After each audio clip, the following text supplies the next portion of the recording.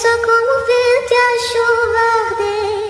Tão pouco amor, nem dá pra ver. E eu danço, danço. Joga na minha frente. Fica de quatro. Ela fica de quatro, fica de quatro, fica de quatro, Fica de quatro. fica de quatro. Joga na minha frente. Fica de quatro. Fica de quatro, fica de quatro, fica de quatro, Fica de quatro. fica de quatro, fica de quatro, fica de quatro, Fica de quatro. fica de quatro, fica de quatro, fica de quatro, Fica de quatro. As piranha dançando é o esculacho. Fica de quatro.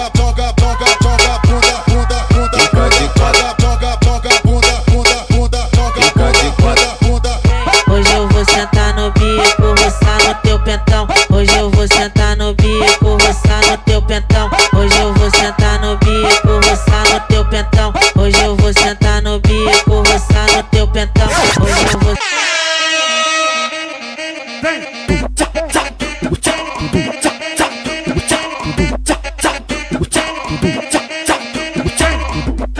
Eu tô rindo à toa e ela tá estressada.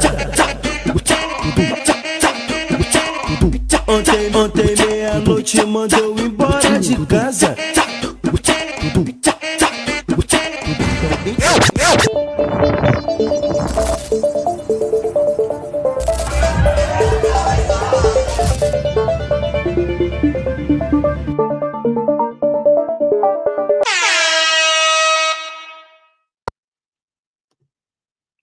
Yo, what's going on, guys? It's your boy Jaime Woods back at it with episode number 25. I almost forgot what episode it was, man, because we've been doing so many interviews, so many podcasts that it's just like, where are we? Are we number 25, number 100? I don't even know sometimes. I lose track. But it's episode number 25, and this will be a very special episode. But ladies and gentlemen, before we get to that, a couple promotions I want to get out the way, all right? First things first, subscribe, like, follow, hit that notification button so that way you guys know when your boy's dropping videos. And of course, whenever I go live stream, like today, for example, this is a very big interview today, and I want as many people to know about this because this is going to be a very, very great interview over here. I promise you that. Another thing, ladies and gentlemen, check out my Rio de Janeiro vlog. It's called the Copacabana Adventures. Check that out. Very dope time. We're going to be talking about Brazil today. So what better thing to do actually after this than watch my adventures. And of course, my guest's adventures, because he has like the best ones actually. In fact, he's one of the biggest reasons why I wanted to go to Brazil in the first place.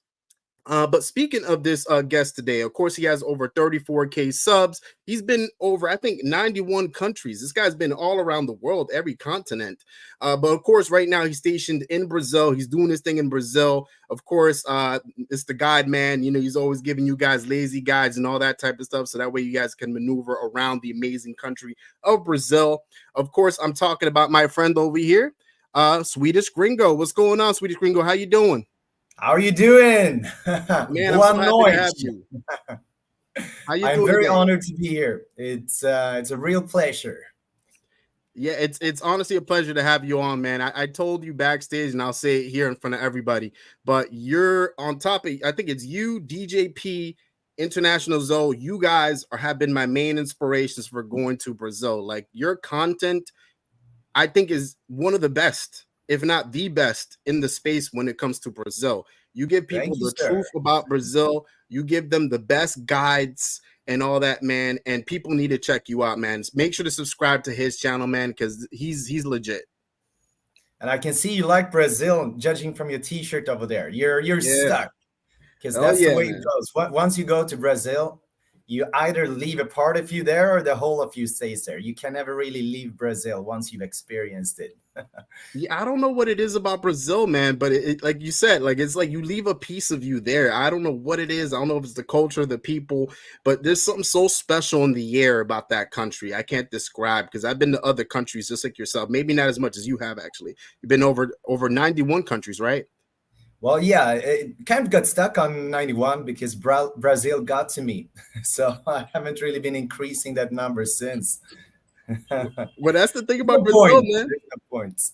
Yeah, but I do actually recommend traveling a bit before you come to Brazil. One reason is because there are some certain things that might be good to know, just have some travel experience. And the other one is just to be able to compare the other countries with Brazil, because when it comes down to it, this place pretty much has it all. And once you're done with the other ones, just stay here in Brazil. Yeah, that's I think that's the best advice right there, Swedish Gringo, is make sure to travel everywhere else before you get to Brazil, because once you get to Brazil, it's gonna be so tough for you to even try to go anywhere else. Yeah, and you're gonna enjoy it more because you know it's the best. You don't even have to worry about it. You don't have to wonder. Because Swedish Gringo, a lot of people make fun of me because all I do is talk about Brazil, because I have a travel content channel and of course a Instagram. So I'm supposed to be talking about all countries that I've visited.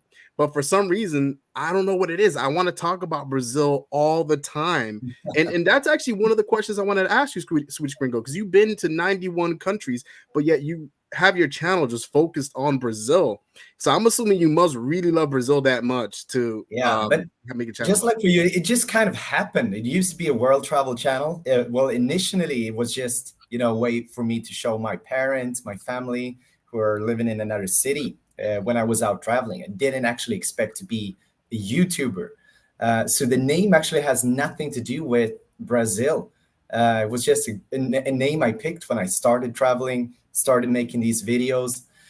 And well, during the pandemic, Brazil was basically the only country open, and it got to me. And since then, I haven't left, and I don't really see a point of leaving either, because now my audience relies on me to be here in Brazil. But that's really it. Those two parts. Brazil is so good. I don't really need any other country at the moment. And secondary is people, well, they want to know about Brazil, and I'm happy to show them.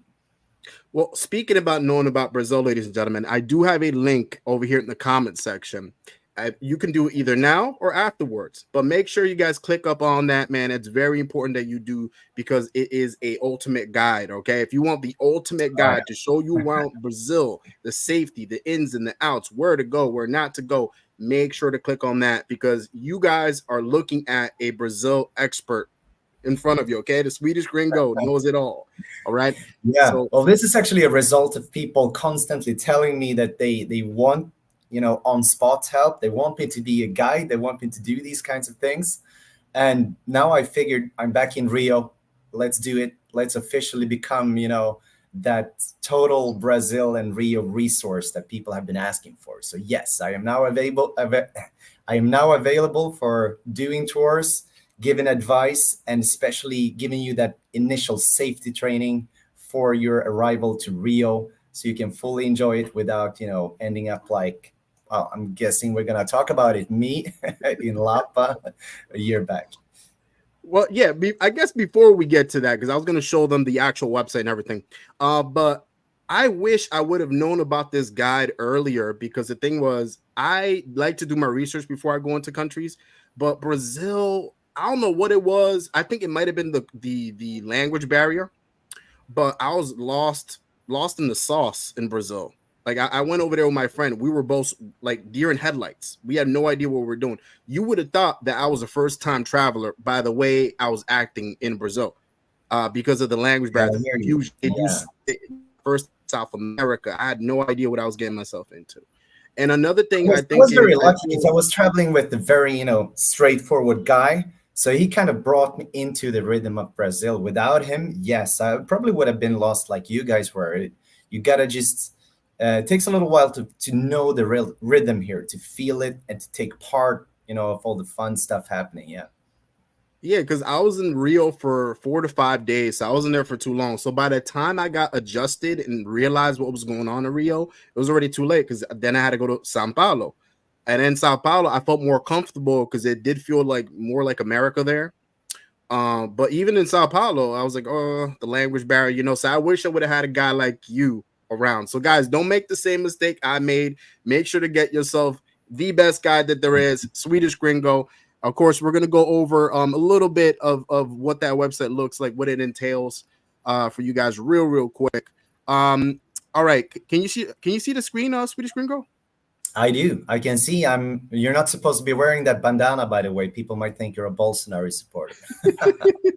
Yeah, but guys, listen. Check this out over here. It's limited time only, right? Swedish Gringo is only a limited time. Yeah, because I'm just starting up the business. So this is for me to get some good reviews to put my business out there. I am being double taxed. So no, not a lot of money goes into my pocket. Yeah. So so this is divided up into different packages, ladies and gentlemen. So number one, of course, is staying safe and learning the ropes. This one has to do really about like the ins and outs in terms of safety. So check this one out, ladies and gentlemen. And then of course, number two would be smooth as a carioca. For those of you who don't know what a carioca is, those are people from Rio. So yeah, check this out as well. You're gonna Also learn how to famous for being extremely social and just in there and making friends all the time, and perhaps girlfriends as well. Hey man, that's always a good thing to have a Brazilian girlfriend, you know. And then Okay. of course the last one, doing it the Gringo way. So this Yes. is like a 2-day guided experience, ladies and gentlemen. And you can't beat this. Like the prices here, like if there was anyone else, you'd probably be paying way more. So this is the best bang for your buck you guys can have. So check that out. Make sure to book a call with the man, the legend, the myth, Swedish Gringo. So yeah, guys, you could take a look at that in your own time. That website and all that. It's definitely a very good offer and is limited. So make sure you guys check that out. But Swedish Gringo, let's get started with some of the questions over here. Obviously, I'm assuming you're Swedish. So I am very much Swedish. Yeah. tell us your experience of Sweden. How did it go in Sweden and what caused you to leave Sweden? Yes. So meeting Americans specifically, I usually get this kind of question, and I know in the US there's currently an ongoing movement where men and women don't really get along, a lot of tension. That was not the reason I left Sweden. I don't really have anything bad to say in terms of the people in Sweden. I left because it's a small country, been there, done that. It's awful 7 months of the year. It's cold, it's dark. And when I went for Brazil, it was during pandemic, during winter. So I just fell so hard in love with Brazil, and maybe Brazil got an unfair advantage, but it's like Sweden is simply not interesting for me anymore. And now I've been here for such a long time. It feels like Sweden is kind of, I'm not related to it anymore, apart from living there my whole life. So you probably feel more like a brasileiro than anything right now. I feel like, weird person somewhere in between, because I'm very far from being accepted as a real Carioca, a real Brazilian, although I speak fairly well by now.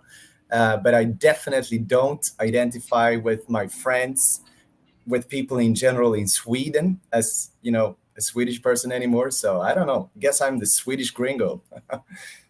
Yeah, definitely, man. That name really suits you. But like, I think I'm going through the same dilemma as you because I just recently got back from Brazil not that long ago, and I'm Dominican.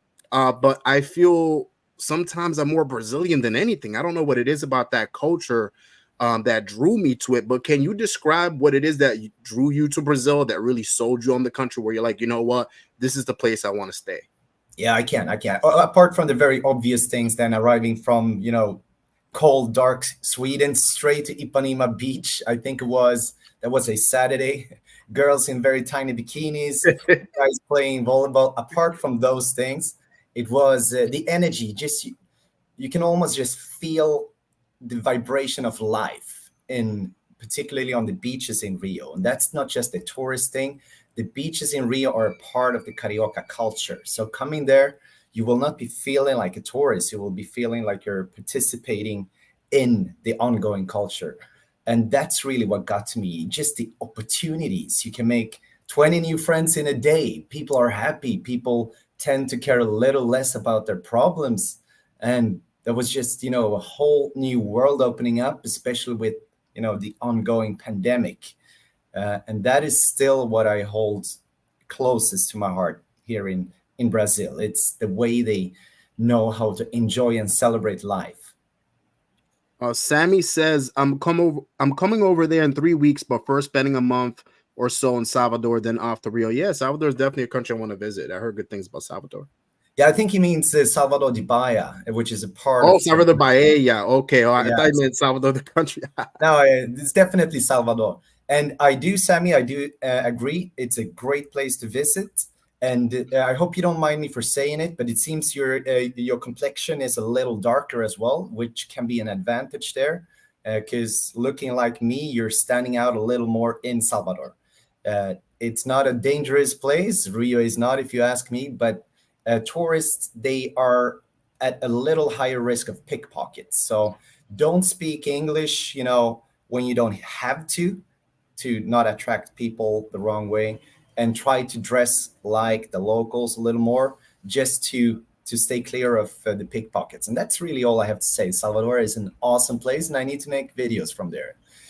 Yes, please, because that's actually one of the places I want to go to. It's that and Florianopolis. Yeah, I will. I've been there 2 times, and I didn't actually make a video, and people think I don't know anything about it. So I mean, I have to do it even for my own reputation. Yeah, what got me into Florianopolis originally was I was actually speaking to someone from Florianopolis, and they told me about all the great beaches and everything over there. And I was like, man, I got to go to Florianopolis. I feel like not many Americans are speaking about Florianopolis. Not a lot of tourists at all, I would say. It's primarily a domestic tourist destination. It's extremely good parts of the year, but when they have winter there, they actually kind of have winter, so it's not beach season. So just make sure you time it right when it's warm in your home. If you're staying in Europe or America, that's the time to go there. During your summer, stay away from Florianopolis because it will be dead. Well, that's one thing that confuses me. Like, I've always said this respectfully to all my Brazilian friends. Like, I know a little bit. Well, I know much more about Brazil than, let's just say, a couple months ago, because I study Brazil. Like, Brazil fascinates me. And the reason why Brazil fascinates me is because, to me, it doesn't really make much sense. And I mean that respectfully, because it's a giant country, all different type of landscapes, all different type of people. If you go here, it's hot. If you go there, it's cold. I was like, what? Like, how does this make any sense? Like, I saw videos, like TikTok videos of people like bundled up with sweaters and stuff. And I'm like, it gets that cold in Brazil? Like, what is going on here? No, it doesn't get that cold in Brazil. But for Brazilians, it might feel cold. that cold. Yeah. So they're over exaggerating. Yeah, it's supposed to be winter in Rio at the moment. It was 32 degrees Celsius on the beach today. Last week, I saw people wearing, actual winter clothes and pants, and it's crazy. But in the very south, yes, occasionally they actually do get snow, very seldom for a very short amount of time. But as in general, from Rio on up, it's never ever cold. It's never winter, no. Okay. And then Chad says the rate of making new friends in Brazil is unmatched anywhere else in the world. 100% agree. Yes. That is simply correct. And especially in Rio, the Rio way is to always make new friends. But on the flip side of it, you don't really maintain relationships that well, especially not in Rio, because the wheel keeps turning, people find new people, etc. So if you really want to become friends with someone, try to be, extra clear with it, make plans with them, because otherwise they will just disappear and new people will take their place. I didn't even know that. I thought that friendships in Brazil would have been more like close knit, but I did not know that. That's a fact to me now. That's I did not know that before. Yeah, as you said, Brazil is a big country, but especially in Rio, yeah, people tend to make very temporary friendships in all kinds of manners. I know where you're going with it. Yeah. So Sammy says, yeah, bro, you know me, Swedish Gringo. Yeah, good to hear, Sammy. You got a lot of fans, man. But Swedish Gringo. So back to the question. So how does Brazilian culture compare to Swedish culture? Well, I would say they're almost total opposites, to be honest. Swedes do have, a little unfair reputation of being cold. It's not really about being cold, but our culture is based on respect and just a little bit of distance to other people. So that is all made out of respect, and because we assume the other person wanted us to keep a little distance. The real Swede, the real way we want to be comes out after 5-6 beers. So that is the real Swede. If you haven't met a drunk Swede, you haven't really met a Swede. But apart from that, we simply don't have confidence in Sweden. I'd say that's the main thing. Some people would say our women are beautiful, and even some of the guys. but we don't have confidence. We've never had it. It goes, throughout the whole culture. We don't have any food culture, which is imported from everyone else. Our music culture is, almost only American. We don't look to ourselves for quality. And in Brazil, people are extremely proud. You should take very big measures to never say anything bad about Brazil, because they are very much, they are their country. So whenever a Brazilian is talking smack, when they're saying something bad about Brazil, you can't even agree. You just have to sit looking a little silly, or just ask them questions. Never ever say anything bad about Brazil. So those are the two main things. Then they have the confidence. Swedish people don't. They are proud of their country. Swedes tend to be more awkward about their country. The saying "this is typically Swedish" actually has bad connotations in Swedish. When something is typically Swedish, it's a bit awkward. In Brazil, it's something to be proud of. Wow, I did not know anything, because the thing is, when I first met you backstage, I was like, man, you're charismatic, you're down to earth, you cool, you really social, you got like a swag to you, Swedish Gringo. Like, That's why I don't know if it's that's the why I'm not Brazilian allowed slang. in Sweden. They Like, don't. They don't want yeah, that. man, Thanks so like, much. you're like complete opposite from everything you just said. I do come from the most talkative part of Sweden. That could be one of the answers as well, because you kind of become who people tell you are, right? So moving from Gothenburg, the second city of Sweden, to the capital, I already have a reputation of being, the fun, talkative guy, and people keep reminding you of that in Sweden. So I guess that kind of pushed me into being who you think I am.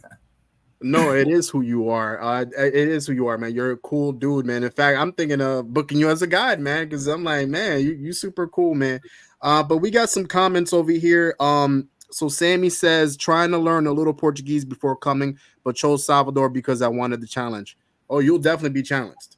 Yeah, you picked the challenge there. Yeah, it's not the place where they speak the best English, but there's huge diversity there. So yeah, you will find people speaking English, and tourists tend to flock to the same places. So you will find other travelers as well. It's always good to bounce experiences and a little language training of other travelers. If I can give you one advice, Sammy, try to not be too awkward about visiting hostels during the first part of your trip. It's a good place to be connected with what's happening in the city, and also to get some friends.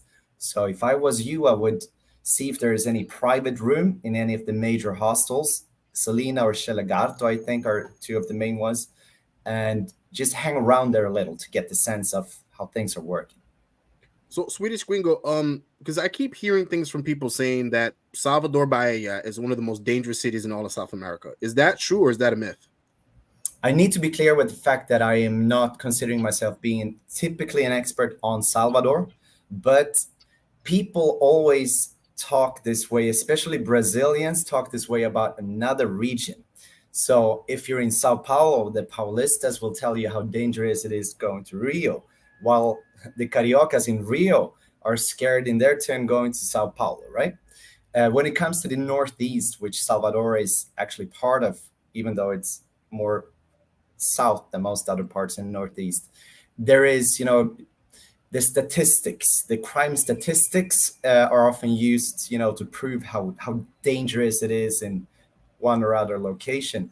Salvador has some problems statistically, and other parts of the Northeast as well.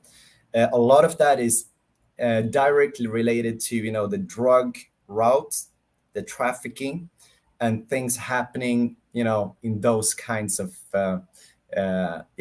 situations. If you're staying away from those things, you will not be considered by, very big chunk of those crime statistics. The other one is domestic violence, and those usually happen in poorer areas, a lot of favelas, and where things are often also solved, inside the community. So just to bring up Fortaleza as an example, the domestic crime and the drug trafficking it's basically, almost all the heavy crime up there. So for a tourist, sticking to, tourist things, not doing illegal stuff and not being particularly stupid, I would not really read the crime statistics. They don't tell you anything about what your life as a visitor, foreign visitor, will be. Those statistics are usually telling you something about other aspects of the city. So short answer is yes, Salvador is not the safest place to be. You have to think a little bit more about safety and etc. But I would put it in the same category as Rio and Sao Paulo.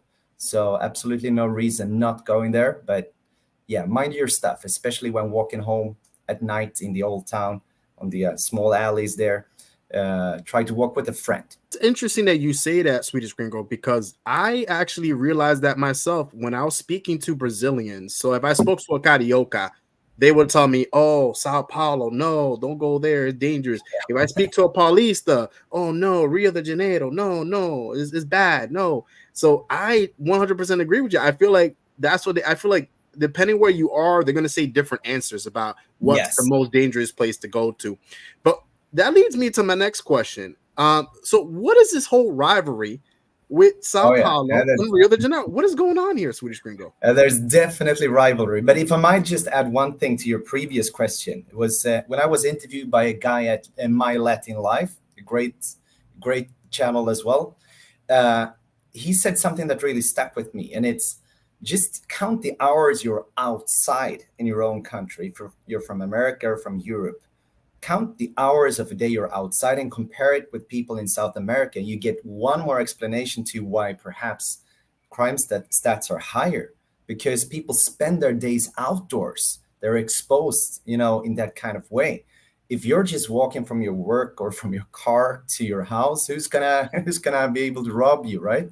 So these stats are also because people are actually out there moving all the time. Just wanted to put that in the whole thing. The rivalry, yeah, it's crazy. It's usually, a friendly rivalry, but people are proud. It's connected to being proud of where you're from. And I think that's a consequence. When you're very proud of something, you also have something to, be a little rival about. And that's how it works here. And specifically big cities close to each other tend to have this rivalry. They tend to talk smack about each other.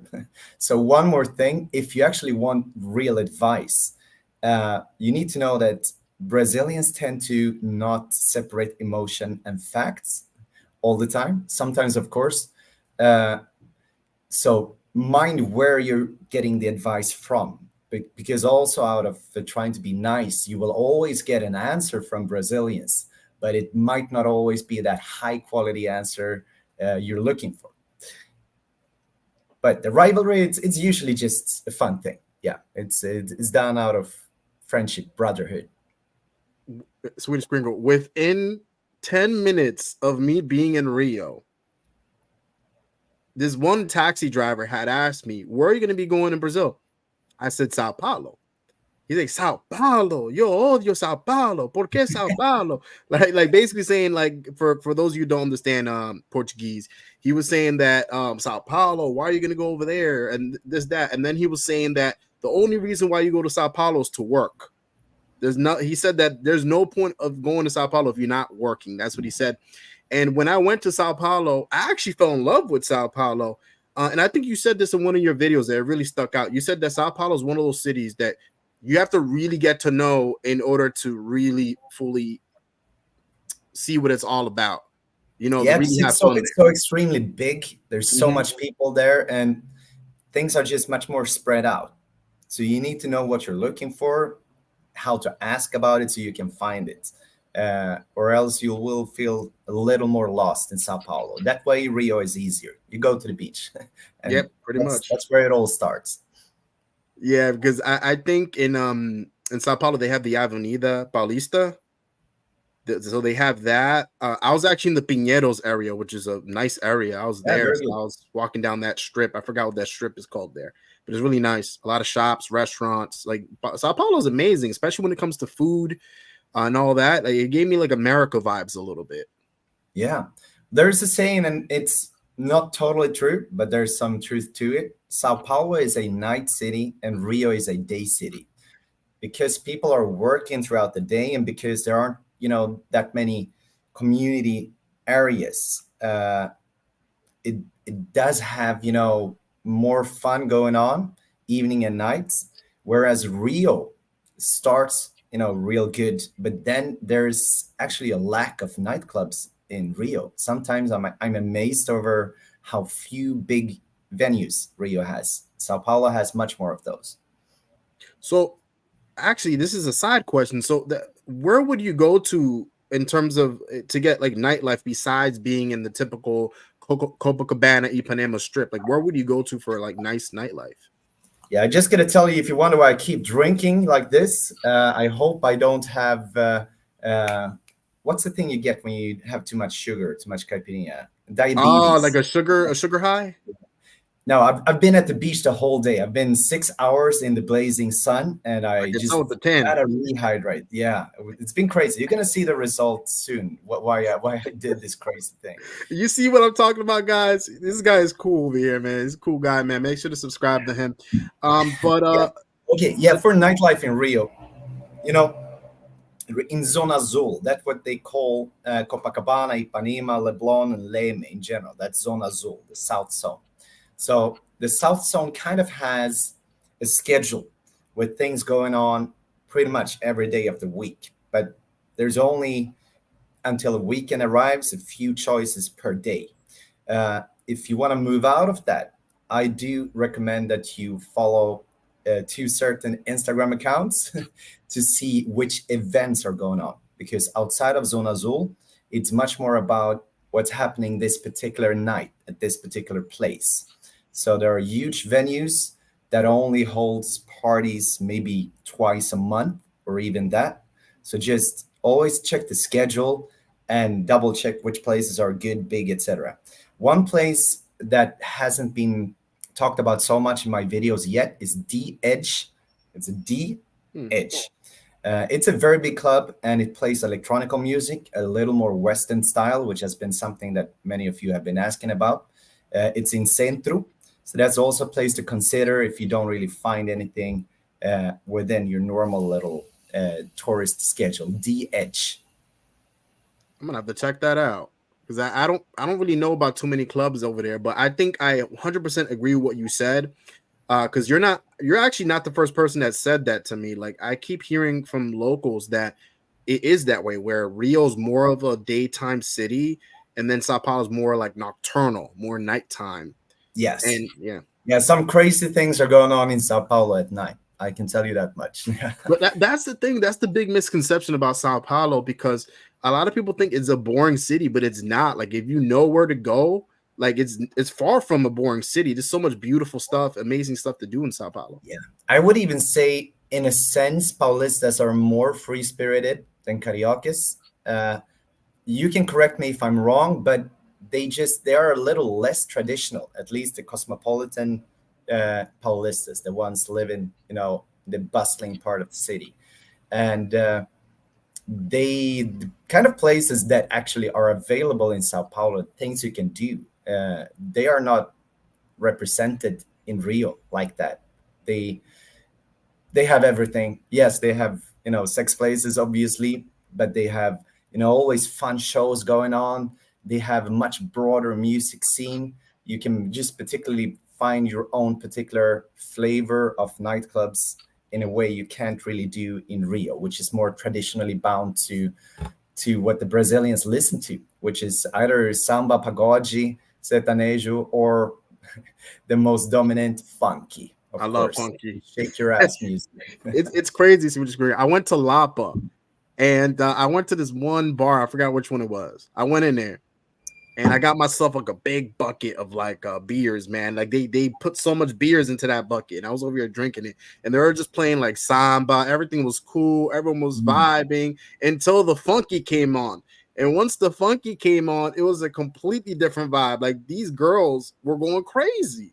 Yeah, I was like, "What's going on here?" That it's deeply rooted in the funky tradition. It actually was born out of a boyish kind of band. It was one of the guys doing the ass dance first, For the second time they were doing this concert, some of the girls had picked up the dance, and on the third, they were actually told to dance, and that's kind of where the baile dance was born. So when it's funky music, it's literally telling the girls to shake their asses. They're just responding to the rules of the music.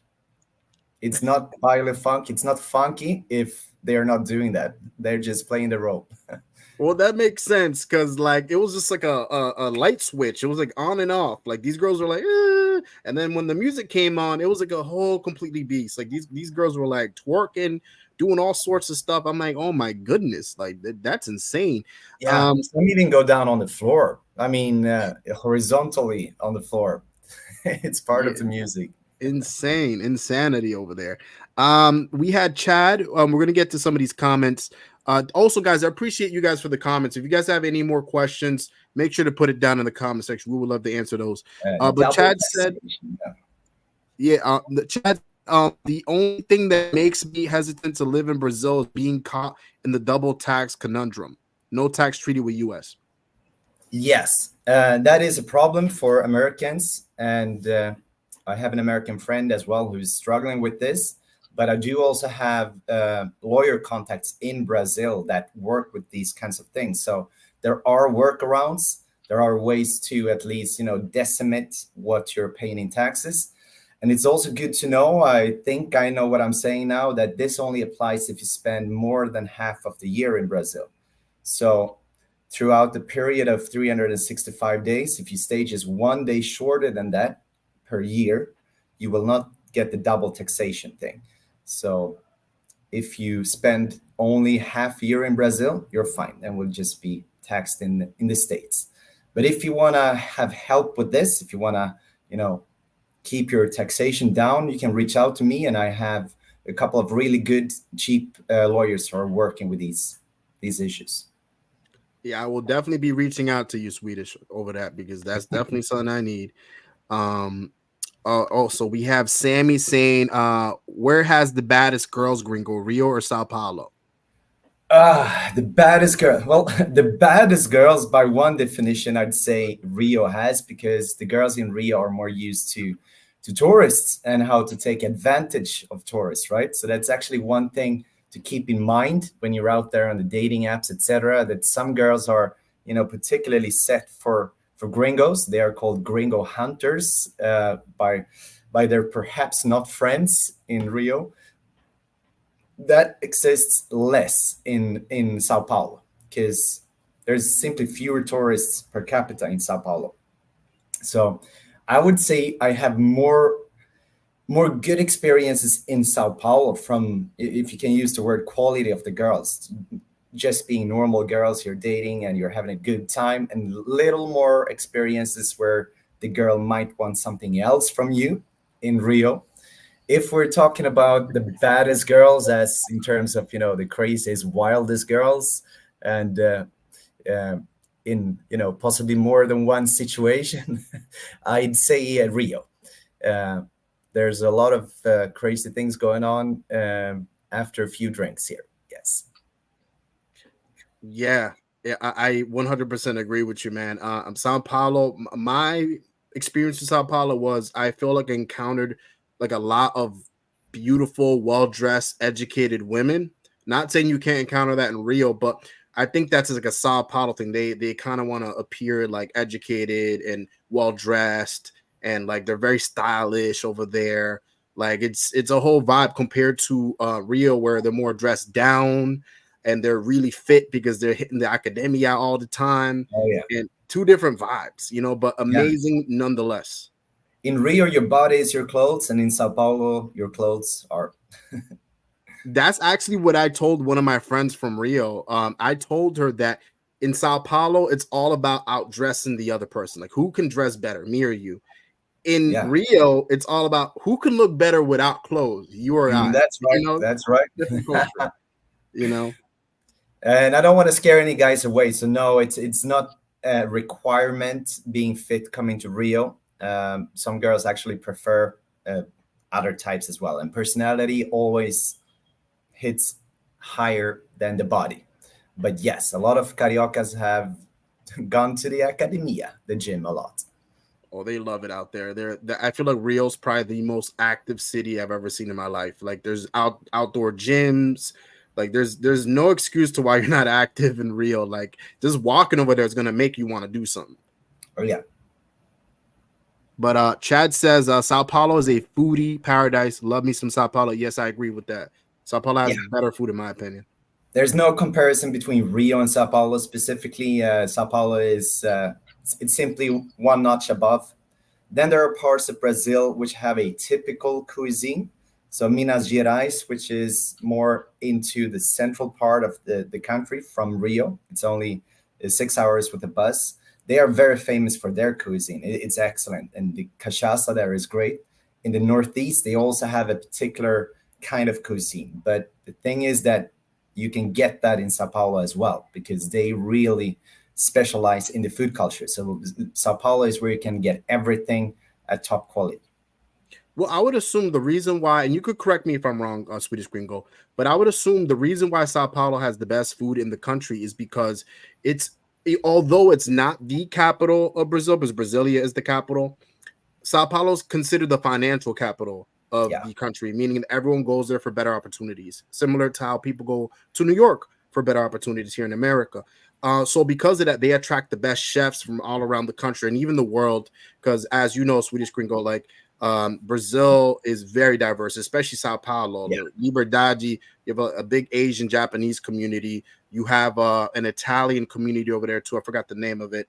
But you have that too. So because of all that, I would assume that's why Sao Paulo has the best cuisines. Yes. And the diversity and the fact that people have more money. Yes. Mhm. That's the simple answer. The typical monthly rent for a decent one-room apartment in Sao Paulo and Rio. So it's always hard answering this because Sao Paulo is gigantic, and in Rio, it very much depends on which area you're living and how close to the beach you're living. But I will assume as an American, a foreigner staying in Rio, you want to be, fairly close to the beach. So if you want to have the beach within a few minutes walk for a one-room, a studio apartment, it's also you should know that as a foreigner, you will be, having to stick to the international rental places like Airbnb or Booking.com, etc., and you do it monthly.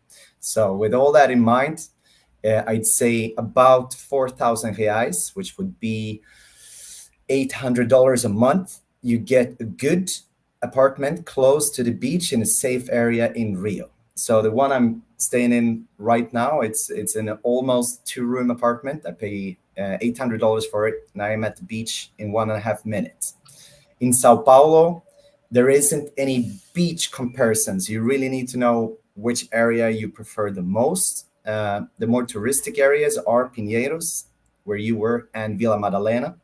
They do have a little higher rent than most other parts of Brazil and Sao Paulo, if you don't want to actually stay on Avenida Paulista, which is the most expensive part. So I'd say budget for about the same rent if you want to stay in a good, safe area in Sao Paulo as you would for an apartment in Rio close to the beach, which would be about $800. You can get it for less, but have some wiggle space. Do you agree?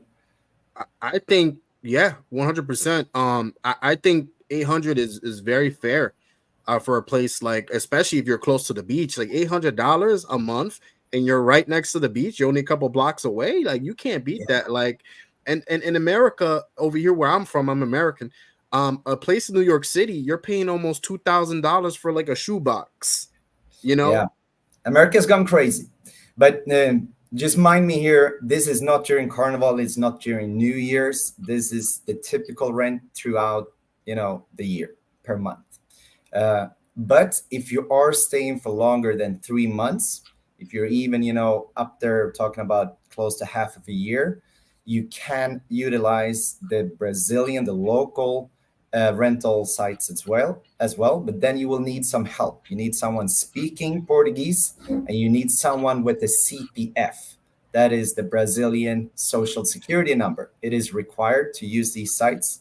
I can also help you with that part. and I do have a CPF of my own. So if I'm staying for a long time, up to 3 months, then I would turn towards the local rental sites. And then we're talking about the same apartment here for at least $200 less a month. So that would be around $600 for an equal apartment, or even less. I like the fact that you mentioned CPF, because that's something I was completely unaware about when I got over there. So when I got over there, like I remember I was ordering something through Rappi, which, by the way, Rappi is like the Uber Eats of South America, Brazil, ladies and gentlemen. But I was ordering McDonald's through Rappi. It was late at night, and basically they asked for the CPF, and they would not let me do the transaction unless I put a CPF number. So that's the thing, is you may require that for some places. It works weirdly here, and it's because Brazil is such a big country. They didn't really think about that when they built the infrastructure, that perhaps not everyone in this country is Brazilian. But there are workarounds this as well, and you can actually apply for a CPF. It usually takes under 2 weeks to get it done.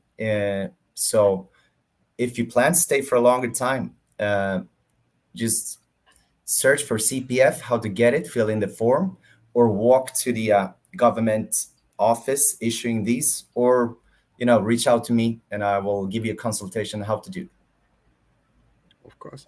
And Chad also said, nice. I've been considering the digital nomad visas, so I'll be a long stay. I'll definitely hit you up. So Swedish Gringo, so in terms of the digital nomad visa, how long does it allow you to stay in Brazil? Is it like for a year or 2 years? Yes. So coming just as a tourist, everyone basically, some countries have different rules, but everyone basically has 3 months. They can just come and stay without anything, just straight in. And normally that can be extended with additionally 3 months.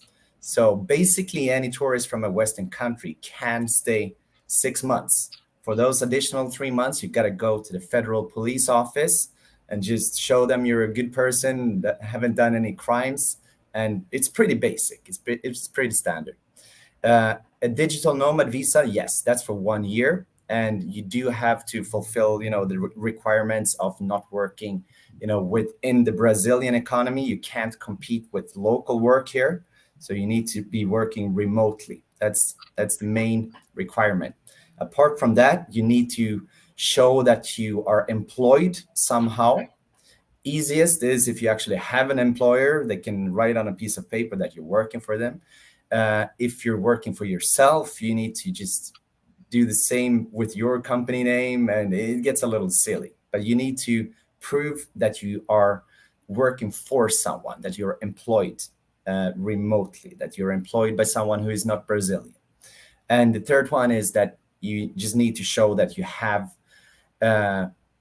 enough money to sustain yourself here. So either that salary you're getting from your employer is high enough, or that the money on your bank is big enough. And that would translate to, I think it's $18,000. I'm actually in this process myself for the 3rd year. So yes, I'm very much an expert in these things. He loves Brazil. Yes, I am. And I also have another lawyer friend who's working specifically with this as well. And she's helped. I've helped through her a fair amount of gringo so far, and they've all been very, very glad for the help. So her name is Ana Clara Lynch is her name. Oh, that's the lawyer? Yes, that's her, and my friend. She's been in a few of my videos.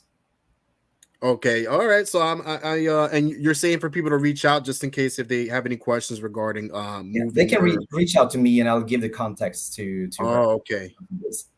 Got it. Yeah, man, because that might be me very soon, because I just keep thinking about Brazil every day, man. I'm like, man, my life look like if I was in Rio de Janeiro right now. It look like this. Exactly. Look at you. You're all happy and you got a nice tan. I'm not even drunk, and I'm still happy. Yeah, man. You're just drunk off of life, if that makes any sense, But Rofton Woods, are we related, Rofton? But he says, why do you need a CPF to order food? All right, I guess it's a question for me. So I don't know. I don't know how to explain that, Rofton, because I went to Rappi. I started ordering it, and some restaurants require you to put that CPF, or else you can't do it. You can't order. It's strange. I can't explain it, but some restaurants do that and others don't. So most of them don't require CPF. Some of them do. I remember when I was trying to get a SIM card in Brazil because my service wasn't the best. That's classic. I forgot what cell phone company. What's the biggest It's cell phone? all of them. It's all of them, but it's either TIM, Claro, or Vivo. Yeah, it was Claro. So I try to order something online, like order a SIM card or whatever it was for pickup, and they asked for a CPF number, so I couldn't get it. So I was like, oh man. It's either you got to use someone else's or you got to get your own. Perhaps I can help you there, Rolf. Then, if within the infrastructure of all Brazilian-based companies, you basically need a CPF to get things done.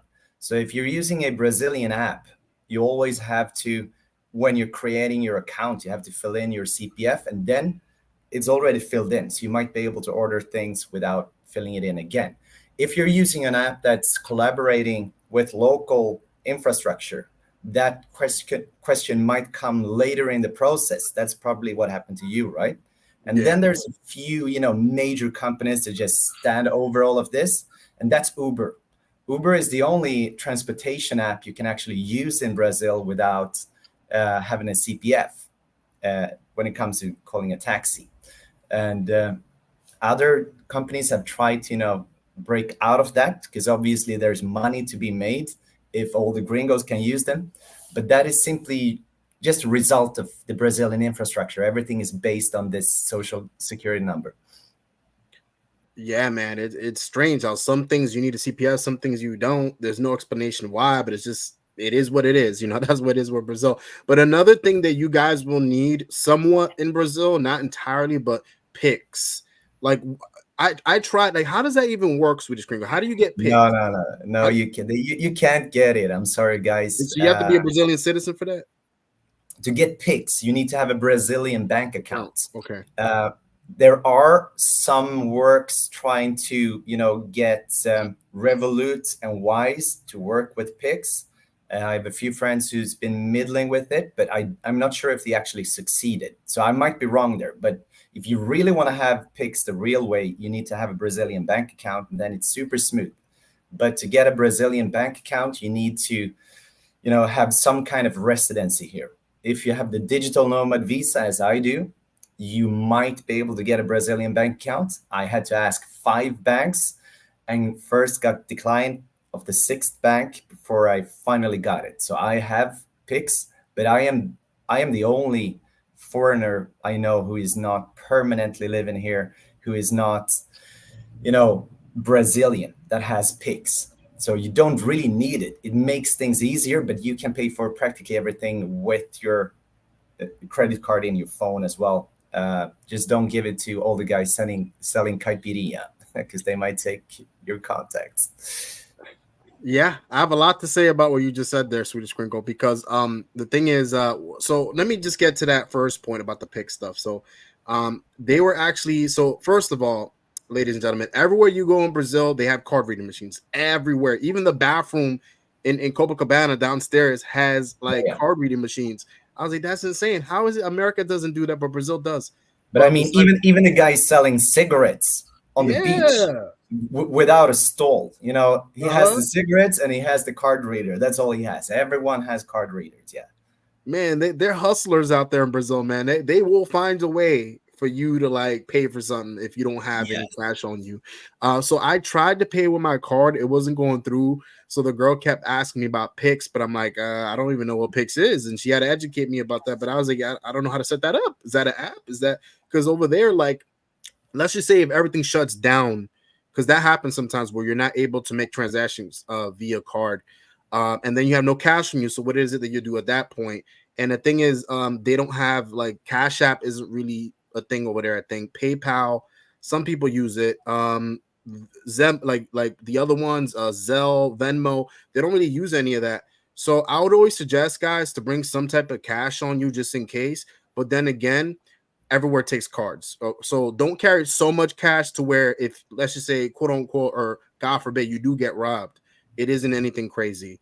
But Swedish Gringo, that leads me to the next thing I want to talk to you about, because just one thing when it comes to the money, try to break the money before, because Brazilians don't use cash anymore, so they will not have change for you. That's a fact right now. Ah, So if you have 100 real bill, which is $20, just go to a supermarket, any bigger place that handles larger amounts of money throughout the day, and break it before you go to the beach or before you go anywhere else, because there will not be change and there's going to be a lot of problems.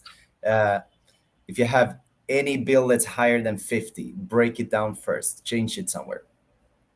so another reminder for everyone. I state this every time I talk about Brazil, and this isn't to talk bad about Brazil because everyone knows I love Brazil. But I think you said something that triggered that, because you were talking about be careful with the caipirinha guys and the cards and all that. Well, I almost got robbed in Brazil, and it had something to do with the card reading machines, to where it wasn't the caipirinha guy, but it was like the street vendors that sell the Brazilian shirts and all that type of stuff. So to cut to the point, basically, I was a little tipsy off of a happy hour. So I had a couple caipirinhas. I was a little tipsy, and I'm very social. So I was talking to like the guys, the street vendors. They look like they're like from the favela somewhere. Like they look like they're up to no good. So basically, I was talking to them, and I was like, guys, do you know where I can get like beach chairs, towels? Because I was trying to go to the beach, but I didn't see any store or anything that was selling it. And so the guy got off of the chair, folded up the chair, gave it over to me. Here you go. That's 50 reais. And then he was like, oh, take the towel while you're at it. That's another 50 reais. So that's 100 reais. And then I said that I wanted the Brazil jersey. It wasn't this one. It was a different one. And that was another 50 reais. So there's 150 reais in total, right? Looking back at that in hindsight, that's, you know what I mean? Like they definitely ripped me off.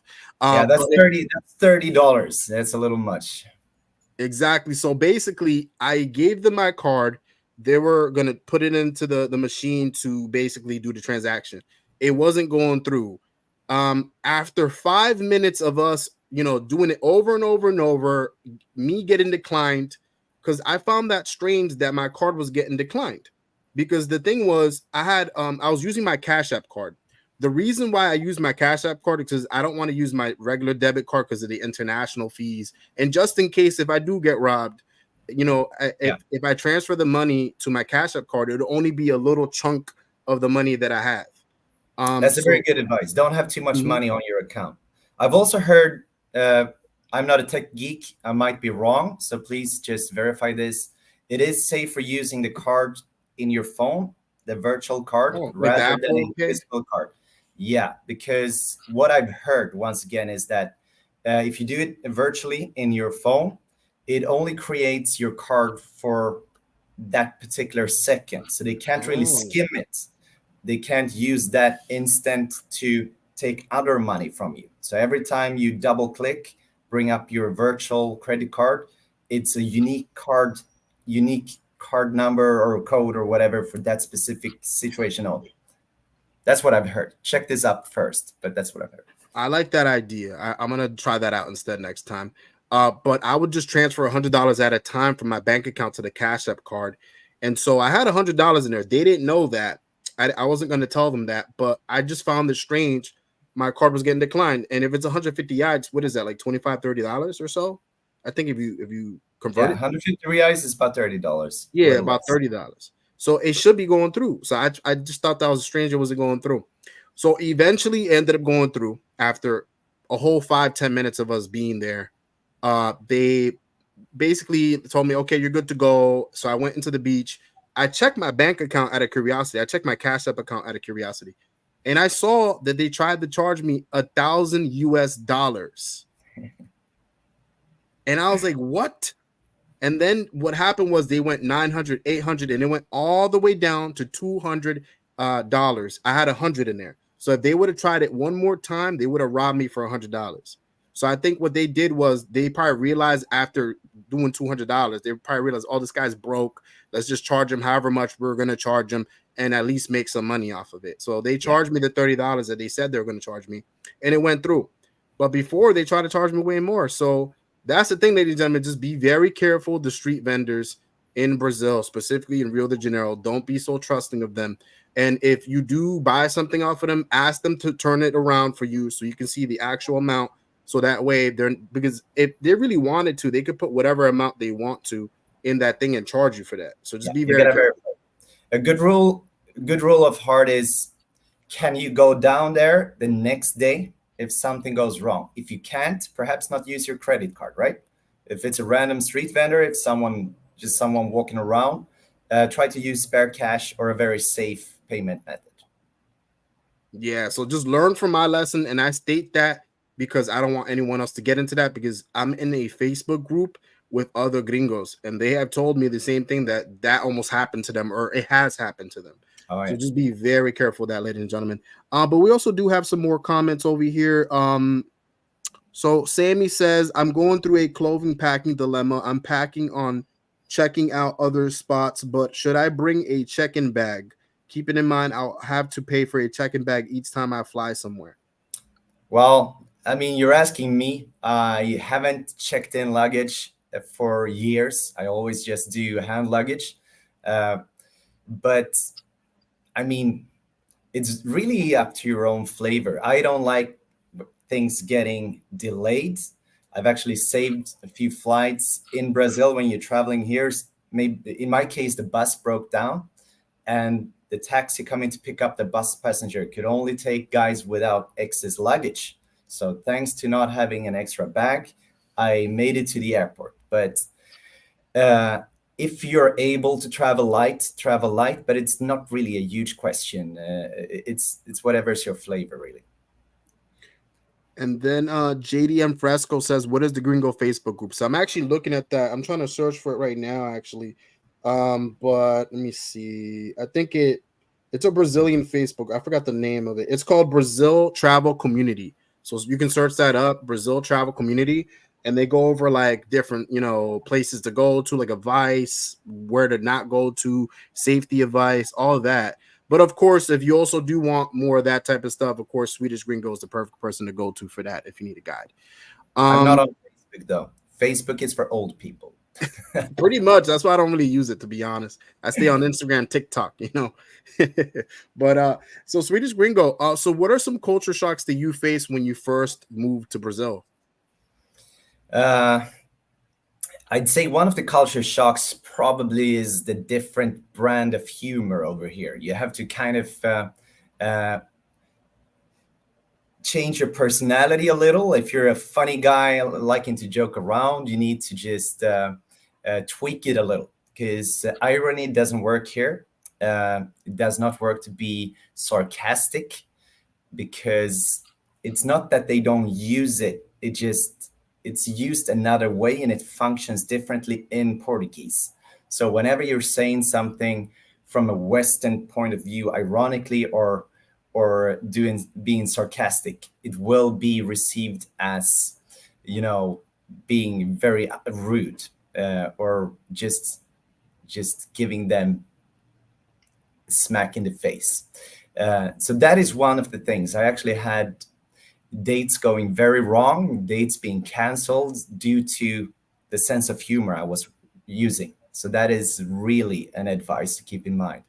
Apart from that, it's the time adjustment thing, I guess. I'm Swedish, I'm very organized. In Brazil and typically in Rio, people never, ever come in time. So you just have to roll with that. I have become, just accustomed to it. I don't even arrive in time myself. So it's kind of a race to the finish line. Who is the least, who's going to be most late without pissing the other person off? That's an adjustment. You can't really be angry. You can't be angry over people being late either. In case they're just very late, perhaps, but that's just not something they argue over here. So you got to just find something to do, or make sure the other person is actually in an Uber. They're actually on the way where you're supposed to be going. If you don't have that verification, don't go there yet, because they will not be there waiting. They will be, the moment they arrive, they will expect you to be there. So that's it. I agree with you, man. I mean, that's something that I had to deal with multiple times where I would tell someone, okay, be here at this time, let's hang out this time. And they wouldn't get there until like another 30 minutes, an hour. I'm like, what is going on here? But of course, you can't get mad at them because it's kind of like a cultural thing. And I kind of understand because I'm Latin American myself. And Dominicans, Puerto Ricans, it doesn't matter where they're from in Latin America. I feel like every single Latin American person does the same thing. They're all late. They're all fashionably late. And they're being treated that way by their friends, so they don't even think about it. Just one more quick thing, cultural wise, showering. There's no other people in the world that showers as often as Brazilians, and you need to know this because you need to know what to answer if they ask you, have you taken a shower? They always the answer is yes. In Rio, when it's warm like now, people shower 3 to 5 times a day. So if you shower just 2 times a day, you will be perceived as, not very, taking care of your hygiene. If you say you shower once a day, they might even, think of you differently. So the right answer is always, I shower at least 2 times a day. Never, ever answer anything else. And yeah, I love that you said that because that's also a culture shock that I experienced, but something I completely forgot about. Because in other countries, like usually 1, 2 times, but I think Brazil just takes that to the next level. I feel like it's every single couple hours they take a shower over there. And I totally understand why, because it's so humid and hot over there. And I remember getting outside the shower and I was already sweating from the humidity. I was like, you know what? I may have to go back into the shower. So I understand why they take so many showers. That's always their own excuse. We're a tropical country, right? But in all the other tropical countries, people don't shower 5 times a day. So it's a combination of these two. I think the worst nightmare for a Brazilian is to smell bad. I really think it's deeply rooted in smell is extremely important here. People are a little paranoid over that. So they just shower 1 time extra to not be, that kind of person. If you're a gringo, yes, think a lot about the way you smell, because doesn't matter how pretty you are here. If you smell bad, you don't particularly need to smell fantastic. You don't have to wear perfume all the time. But if you smell bad, people will not come near you. Yeah, that's 100% the truth, man. So Swedish Gringo, so what would you say are some pros and some cons of living in Brazil? I mean, cons are very few. When it comes to me and surviving, making money, that would be one of the cons. It's you can't really make money out of Brazilians and you're typically not allowed to do it either. People don't pay for service here, and they don't have as much money either. So it's not the first place in the world I would consider setting up a business, at least not a local business. Another con, time, of course, making appointments. If that's in any way work related, that can put you in some bad situations sometimes when you need to have a schedule and follow that schedule. And that is, I mean, practically the only real cons I can think of.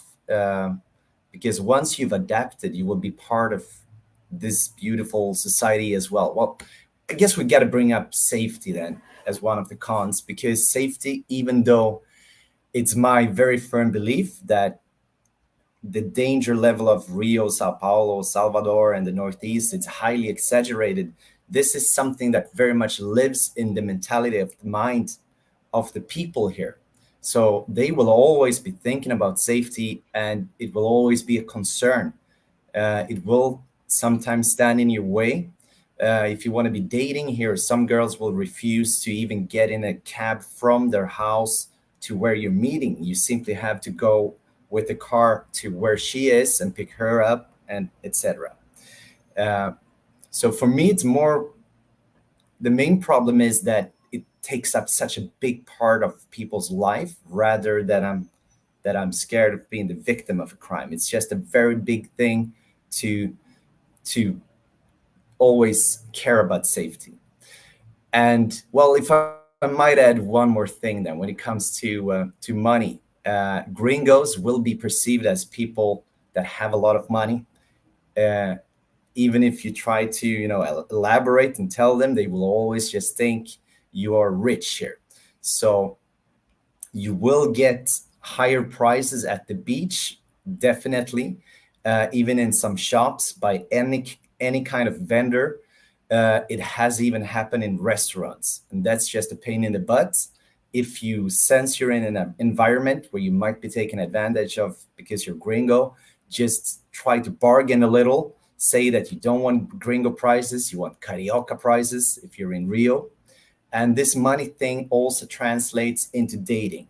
So when you're gringo dating a Brazilian girl, even more so than if she is with a local person, she will expect you to be paid.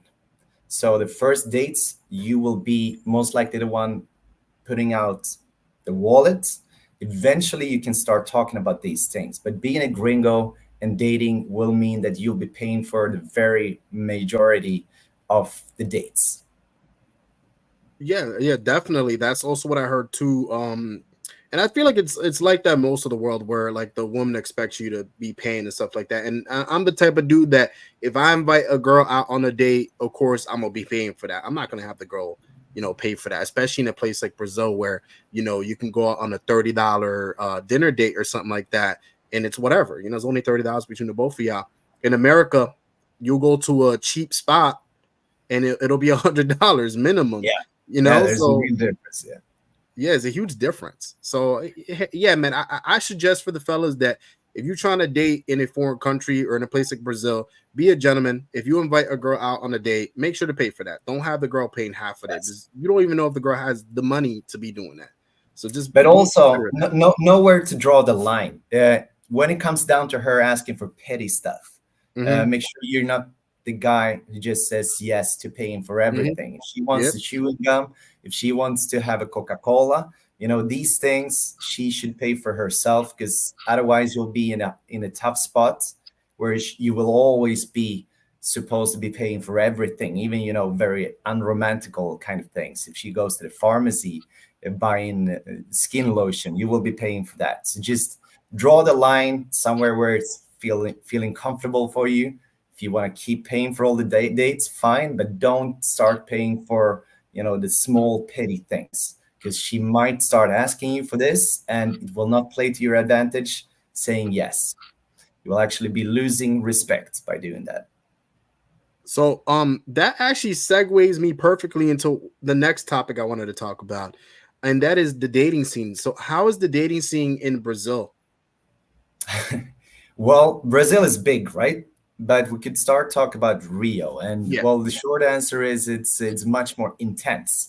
People are dating much more in Rio. It's a simple fact, and it's not just as tourists dating Brazilian girls. If you're single in Rio, you are dating much more, in one way or the other. Uh, that's the short answer. It's going on all the time, and it's kind of a carousel. People are dating multiple people at the time. In Brazil, the relationships follow another kind of logic than in the Western world. So you're actually kind of, supposed to just deal with it. That for the first part of the time when you're dating a girl, she is not exclusive. That happens, weeks or a couple of months into dating, when you're actually telling the words out loud that you're ficante premium. That means that you're that you're hooking up premium, and that is the first level. You're not boyfriend and girlfriend by then. You're just exclusive.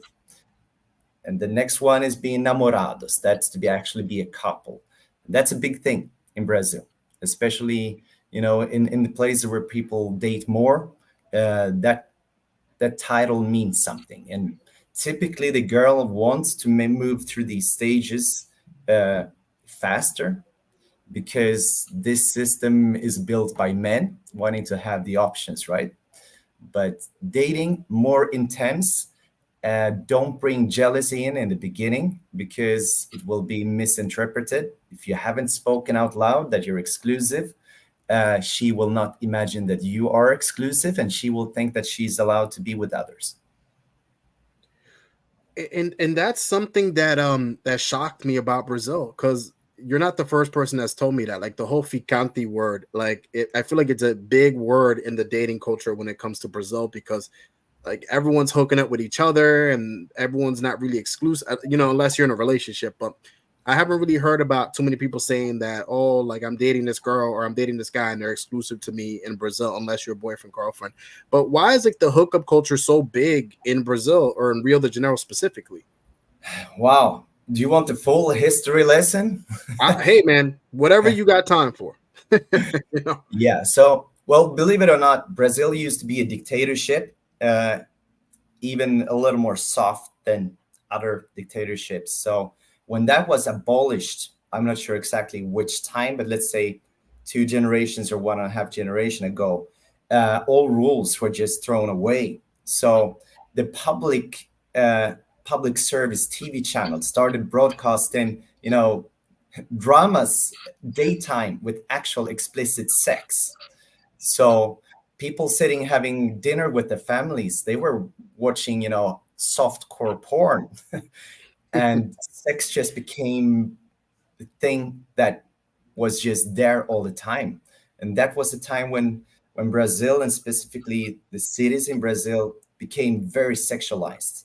And then music became more sexualized. Now it's hard listening to music that doesn't have any, sex implications. If you're listening to funky, every single word or at least sentence will be a reference to sex.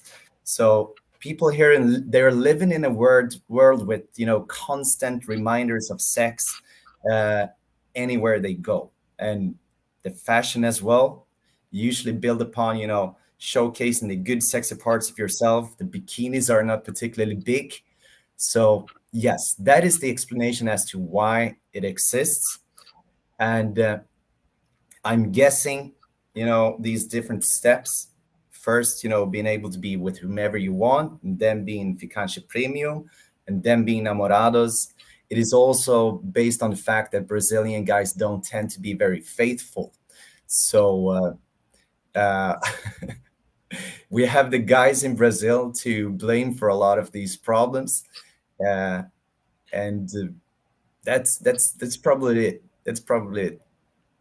I mean, not to be on their side, because I'm not on anyone's side here, but when you go to a place like Brazil, specifically Rio de Janeiro, and you walk down Copacabana, you walk down Ipanema, you walk down Leblon, it blows your mind, because you're like, oh my God, there's like a beautiful woman like every couple seconds, stunning women, to the point where it's like you got to ask yourself as a man or even as a woman, because Brazilian men are also very attractive.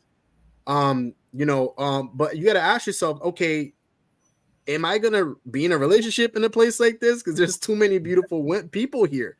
You know what I mean? I know what you mean. And I guess that's a problem they have themselves, right? But when in a relationship, Brazilians tend to be pretty faithful. Perhaps not as faithful as Swedish people, the Swedish culture where it's like a very big violation. But yeah, Brazilians are fairly faithful once they are actually premium, once they're actually dating. But before that, well, just come here and look for yourself. Yeah, there's a lot of things on display, and Brazilians are eager to try everything. I was shocked when I first came here, talking to people, and they shared their sexual experience. They just have more experience than Westerners do. Yo, yeah, they do. I definitely agree with you on that one. And once again, Brazilians, not all Brazilians.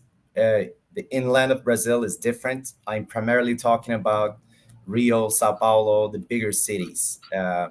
So don't want to offend someone. It's not just all Brazilians, but it's many of the Brazilians you will meet because you will go to these places. Okay, so a couple more questions, Swedish Gringo. I wanted to tackle a couple more dating questions. I think that's very intriguing. Like the dating scene in Brazil is extremely intriguing. But and now we only have 10 minutes more left. So Yeah, because I don't want to take up too much of your time, Swedish Gringo. What advice or tips would you give someone that's looking to dating a Brazilian woman? I mean, the first tip is to go to the beach, have a drink, and learn how to approach and talk to them just normally, because that is always the best way to meet someone in Brazil. It's to physically initiate the conversation. There is a lot of action on the dating apps as well, but there's a risk you'll be stuck in your room just browsing through Tinder, going on dates, and that's another kind of cycle. I always find it much more rewarding to see someone you're genuinely interested in and have the guts to talk to them and then go to a date and see where it leads. It will just be a much better story, a much better experience. And I hate to be a billboard, but yes, I'm also helping with that part. There's a little part of the training I do is how to, just be carioca, just be more open-minded and talk to people. And part of that training is to just talk to the porteiro, the guy in the reception, talk to the people in the supermarket, talk to, random people to just get accustomed to approach and talk to strangers, because that's what people do here. When it comes to the online dating scene, Tinder is the biggest app. I would say Bumble is the app I would prefer, because then you will not be stuck with girls just looking for likes. On Tinder, conversations tend to end in nothing a little more often than Bumble. But you don't have to look for dating opportunity that way in Rio. You just have to throw yourself in there. There's plenty of opportunity. And that's something that I like. I like the fact that you said that, hey, talk to the doorman, talk to that person, because I've always said throughout my videos that being social is almost like a muscle. You have to practice it. Like similar to how you get muscles and you go to the gym, same thing with your social skills. You have to go out there and put yourself in uncomfortable situations. And I do understand that in Brazil there could be a language barrier, but take me for an example. Like, I mean, my Portuguese at that time was extremely limited. Now it's much better since I'm taking Portuguese classes. And even back then, I would approach the doorman. Everyone knew who I was in the building. Everyone knew who I was. Even some of the people down the strip in Copacabana thing, they knew who I was because I would go out of my way to speak to them. And Brazilians, believe it or not, even if you don't know much Portuguese, they'll work with you halfway. They'll work with you. They'll try their hardest to communicate with you. They're very sweet and nice people. If you try to talk to a Brazilian woman and let's just say they don't like you, they will let you down slowly, if that makes any sense. Like, they won't really be rude about it. They'll be like, even when you turn down, it's going to be a positive experience. It will give you energy to talk to another one, because she will genuinely mostly appreciate it. But I'm going to be a little on the edge here, and I'm just going to say there is no language barrier. It doesn't exist in Brazil. People need to step out of thinking that way, because just as you said, they will find a way to communicate with you. Of course, you might not, communicate with exact words. You might understand each other a little less than if you were speaking the same language, but there is no language barrier. Just go up to the girl you like, use whichever words you can to communicate. If you don't know any Portuguese, fine, stick to English. If you know a few words, put it in there. She will show whether she's interested or not. And here comes the good part. I'm not sure what kind of channel this is and what go ahead, where say the limits are. But the thing with not speaking very much Portuguese is that if you can only communicate through gestures, physical stuff, you're more likely to accelerate the physical stuff, because that's a communication you can do, right? So without putting this into too many exact words, when you speak less Portuguese and there is attraction, things will happen faster for you. When you, like me, speak Portuguese, you will actually speak and get to know each other, and things will move slower. So if you're only looking for short fling, some people actually hide the fact that they speak Portuguese, because things happen faster if you don't. Like, you just blew my mind, man. I did not know that, man. That's insane. Because this whole time that I was in Brazil, I'm not scared to approach a woman, but I'm just scared. All right, what if I approach her and she doesn't know anything I'm saying? I don't know what she's saying. I wasted my time. You know, that fear went away the more I was in Brazil. But in the very beginning, I had golden opportunities and I did not take them because of the language barrier, right? But now that I know that, I'm like, Jesus Christ, like it makes sense, I guess. I mean, there were women out there that were interested, but I didn't make the move. And I don't know where it would have gone if I would have approached them. And I don't think, because I have gone through situations where I conversated with a woman over there and we didn't understand much. And like you said, it escalates certain things because it's like, all right, if we can't talk, with words, we gotta communicate some other way. You know what I mean? And Brazilian women are very good kissers. That's another thing about Brazilian women. They're very good kissers. They're very affectionate, very passionate. Yeah, and they do expect to get that kiss or invitation to it fairly fast. So don't be delaying that for too long. You'll be put in the friend zone. Approaching girls in the gym work out there. Yeah, it does. It does work. Because people are genuinely speaking with each other everywhere here, right? So there's no wrong place to talk to a pretty girl at all. The only disclaimer I would put in there is that people tend to think about safety a lot, right? So it might not be the best place in a crowded place where there's actual safety aspects to consider. Then she might not have time or wanting to speak to you, like in an intersection of a busy street in Copacabana, something like that.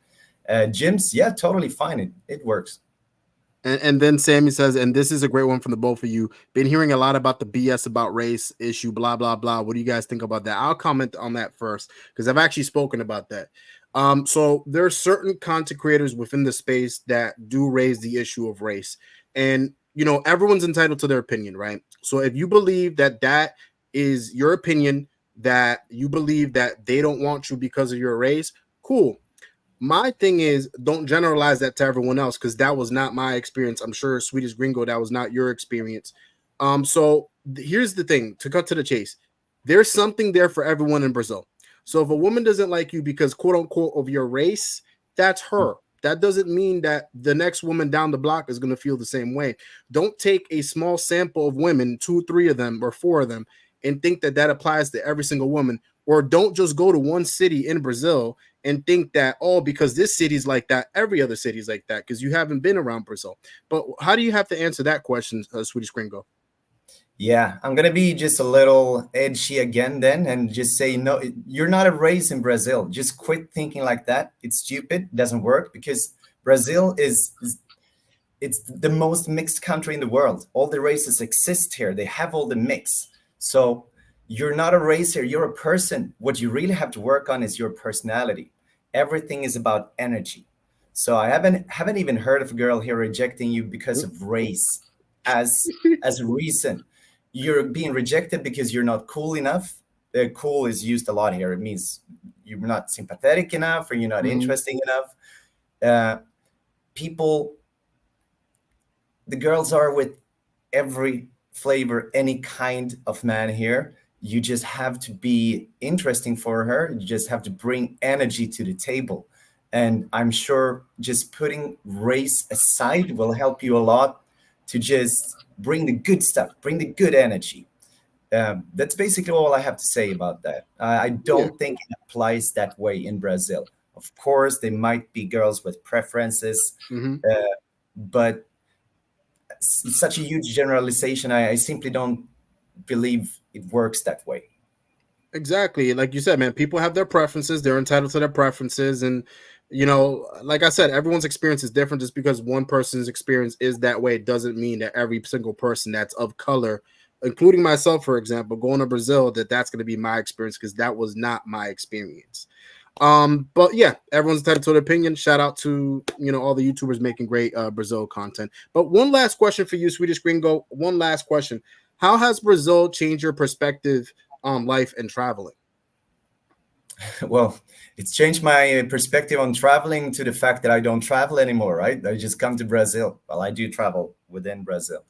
I will eventually, of course, travel to some other countries, etc. But I don't have the urge of just going to a new country. That was something I did before, just counting numbers, wanted to, tick all the boxes. I feel much less of that drive to just see every place in the world, because everywhere I go will just be a little less good anyways. What was the first part of this second part, two-part question?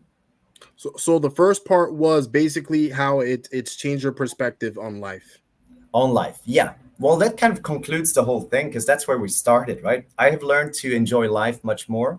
I'm waking up every day just thinking of how I can possibly just make the best of it, and always a little excited about what the day is going to bring, because there's always something good coming out of every day in Rio. There's always something happening.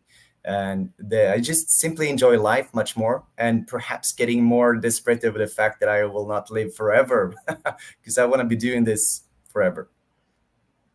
Hey, man, I think you and me both, man. I want to be on that same boat, man. I want to be in Rio de Janeiro doing everything you're doing, man, because you live in the life. You're inspiring people, man. Keep doing what you're doing, Swedish Gringo. But is there any other last comments or words that you want to say for the audience?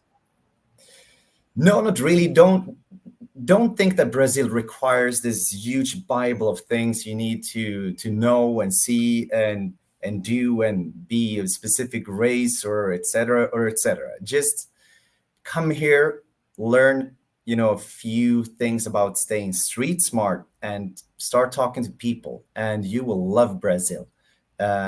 You will not, even in Brazil, just get things for free. You actually have to enter the party yourself. The party is not going to be coming to your apartment. Mm-hmm. So you need to throw yourself in there to appreciate it fully. I've actually had a few guys come in saying they were disappointed in Rio, and then we had a talk, and it turned out they hadn't really approached Rio. You gotta get yourself in there, and then it will be unforgettable. And of course, ladies and gentlemen, if you do need a guide, if you do need some advice, some tips, whatever the case is, there's no better person than the Swedish Gringo to go to for all that. Make sure to book a call if you have any questions or anything like that. Make sure to subscribe to his YouTube channel, because I'm serious when I say this, ladies and gentlemen. He is one of the best in the game. When it comes to Brazil, one of the best in the game, man. I'm so honored to have you on here, man. Maybe one day we could do a part 2 down the road. Thank you so much, Swedish Gringo, for coming by, man. And ladies and gentlemen, that pretty much wraps up Real Talk number 25. We'll be back with 26 very soon. And I hope you guys make sure to subscribe, hit that notification button, the like button, all that. And we'll check you guys out the next time, man. Take care and have a good night. Pleasure being here. Thank you so much. See you again. Boa noite, ladies and gentlemen.